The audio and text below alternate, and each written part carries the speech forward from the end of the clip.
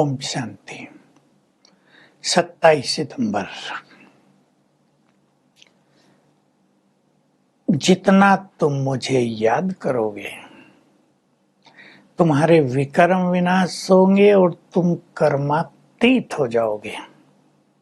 एक सुंदर बात बाबा ने कही, विकर्म विनाश होंगे, कर्मातीत होंगे, विकर्माजीत बन जाओगे। दूसरी बात, कई बच्चे कहते हैं ये गुह्य ज्ञान की बातें हमारी बुद्धि में नहीं बैठती।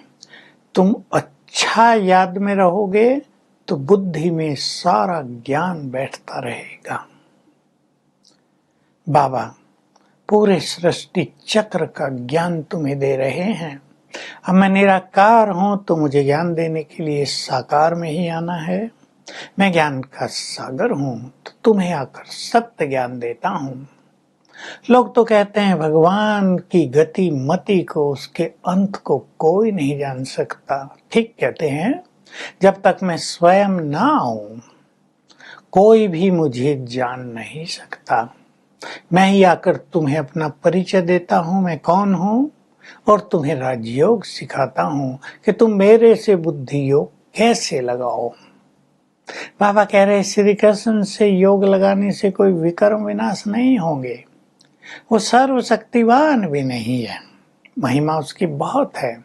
वो फर्स्ट प्रिंस है, संपूर्ण पावन है, लेकिन योग तुम्हें केवल एक निराकार से ही लगाना है।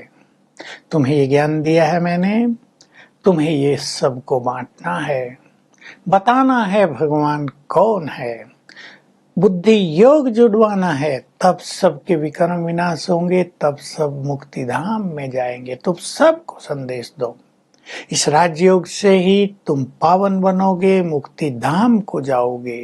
बाकी सदा के लिए मोक्ष नहीं होगा। ये ड्रामा बना बनाया है। तुम सब आत्मा इसमें एक्टर्स हो, किसी का भी पार्ट बदल नहीं सकता। बाबा बिल्कुल स्पष्ट बोलते हैं, कोई इसमें से निकल ही नहीं सकता। हाँ, जो अंत में 2-4 जन्म ही लेते हैं, बाकी समय में वो जैसे मुक्ति धाम में मोक्ष में रहते हैं, उसको याद करते रहते हैं हमें मोक्ष चाहिए, मोक्ष चाहिए। परंतु मैं भी इस ड्रामा में पार्ट बजाने आता हूँ। ये ड्रामा बना बनाया है, इसको कोई बदल नहीं सकता। तो ये सब बातें हमें याद रखनी है। इस ड्रामा से कोई निकल नहीं सकता, इस ड्रामा को कोई बदल नहीं सकता। कई लोग पूछते हैं तुमसे, भगवान ने ये दुखों की दुनिया क्यों बनाई? बाबा कहते उन्हें बताओ कि भगवान ने दुखों की दुनिया नहीं बनाई, उसने तो स्वर्ग बनाया था। दुख तो पाया है मनुष्य ने स्वयं अपने पाप कर्मों के कारण, मनोविकारों के कारण। रावण विकारों ने इस दुनिया को दुखी किया है, पतित बनाया है। मैंने तो स्थापना की थी लक्ष्मी नारायण की दुनिया, श्री कृष्ण की दुनिया, जहाँ तुम सब देवी देवता थे, सभी पूज्य थे, सभी पावन थे, चारों ओर संपूर्ण सुख शांति पवित्रता थी। बाबा दिखाते हैं वो सीन, मैंने ऐसी दुनिया बनाई थी। तुम धीरे धीरे नीचे उतरते आए, ये भी होना ही है इस ड्रामा अनुसार। अब तुम दुखी और पतित हो गए हो, अब मेरी मत पर चलोगे तो पुनः पावन बन जाओगे। मैं आया हूं, तुम सब बच्चे मेरी श्रीमत पर आदि सनातन देवी देवता धर्म की स्थापना कर रहे हो। बहुत बड़ा एक कार्य है, बाकी सभी धर्मों का विनाश हो जाएगा। चक्र में सब जानते हैं कलयुग के बाद सतयुग आएगा, लेकिन होगा क्या? बॉम्ब से होगा क्या? बोलते रहते हैं लोग, लड़ाई लगेगी, 3rd वर्ल्ड वॉर होगी, लेकिन उसके बाद होगा क्या ये किसी को पता नहीं है। अब विश्व युद्ध तो होगा, पहले 2 बम जापान पे डाले, कितनी तबाही कर दी थी, अब तो बड़े बड़े बॉम्ब्स बने हैं। मैंने ये रुद्र गीता ज्ञान यज्ञ रचा है, ये यज्ञ अंत तक चलता रहेगा। विनाश होगा, सारी दुनिया इस यज्ञ में स्वाहा हो जाएगी। तुम मेरी मत पर चलकर आदि सनातन देवी देवता धर्म की स्थापना कर रहे हो। तो जरूर सब धर्मों का विनाश तो होगा ही, एक ही सत्य धर्म रह जाएगा जिसमें सभी आत्माएं पावन होंगी, संपूर्ण पवित्र होंगी, यहाँ सुख शांति का साम्राज्य होगा। तो तुम्हें बहुत सेवा करनी है, ये ज्ञान सबको देना है। जो पहले बाबा ने कहा, उन दिनों बहुतों को समझाना नहीं आता था, कहते थे हम कैसे समझाएं, हमारी बुद्धि में ज्ञान बैठता नहीं। जितने जितने तुम पवित्र बनोगे, योग अभ्यास करोगे, तुम्हारी बुद्धि रिफाइन होती जाएगी और ये सारा ज्ञान तुम्हारी बुद्धि में बैठता जाएगा। और तुम देखोगे जो देवी कुल की आत्माएं हैं, जिनको उच्च पद पाना है, वो इस ज्ञान को सहज ही समझते जाएंगे।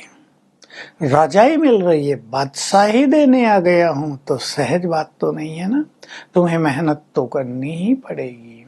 धीरे धीरे स्थापना का कार्य हो रहा है, गरीब बच्चे आ रहे हैं, साधारण आ रहे हैं, आत्माएं पावन बन रही हैं। बड़े लोग आ जाएं तो तेजी से ज्ञान का प्रचार हो जाए, लेकिन वो ड्रामा में अभी नहीं है। पहले तुम सब बच्चे तपस्या कर रहे हो, अंत में वो सब भी आएंगे, धीरे धीरे स्थापना का कार्य होता जाएगा। तो तुम्हें अपना योग बल बहुत बढ़ाना है, इससे ही आत्मा पावन बनेगी, तुम्हारा कल्याण होगा। जब तुम दूसरों को ज्ञान दोगे तो भले ही उनकी समझ में ना आए, लेकिन कल्याण तो हो ही जाएगा, प्रजा बन जाएगी। धीरे धीरे समय पर आकर ज्ञान लेंगी सभी आत्माएं। तो ज्ञान भी सबको देते चलो, अपना योग बल भी बढ़ाते चलो। ये कभी नहीं सोचो कि अभी तो बहुत समय पड़ा है, बाद में गैलप कर लेंगे। ऐसे करने वाले पुरुषार्थहीन हो जाते हैं। जो अभी से तेज पुरुषार्थ करेंगे वही अंत तक भी अच्छा पुरुषार्थ करते रहेंगे, ये हम देखते आ रहे हैं। इसलिए इस संकल्प से अपने को अलवेला या ढीला नहीं बनाना है कि कर लेंगे, समय तो बहुत पड़ा, अभी थोड़ा ही कोई मौत आ रहा है। बाबा कहते बच्चे मौत का कुछ पता थोड़ा ही है, कभी भी आ जाए तो तुम्हें मृत्यु से पहले ही बाप से संपूर्ण प्रारब्ध ले लेनी है। वरदान है, मैंपन के बोझ को छोड़कर प्रत्यक्ष फल का अनुभव करने वाले बालक सो मालिक बनो। देखिए, बालक पर कोई बोझ नहीं होता, हम बाबा के बच्चे बन गए। मैंपन होता है, मुझे करना है, मैं कैसे करूं, तो बोझ आता है। बाबा से कनेक्शन करके बैठ जाओ, बोझ सारे उसे दे दो। मैं भाषण कैसे करूंगी, मैं ये सेवा कैसे करूंगी, इसे बोझ आएगा। बाबा से कनेक्शन जोड़ा, बालक बन गए, तो वो आप ही सब कुछ कार्य कर देगा और प्रत्यक्ष फल का अनुभव होगा कि बाबा ने कितना सुंदर काम कर दिया, भाषण भी कितना अच्छा कराया, सर्विस भी कितना अच्छे कराई। और ये नशा चढ़ता जाएगा कि अगर हम उसके बालक बन गए तो मालिक अवश्य बन जाएंगे।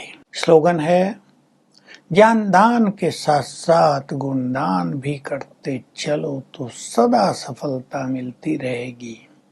यहाँ गुणदान का अर्थ होता है हमारे कर्मों से दूसरों को दिखाई दे ये कितने गुणवान है और वो भी सीखते चलें।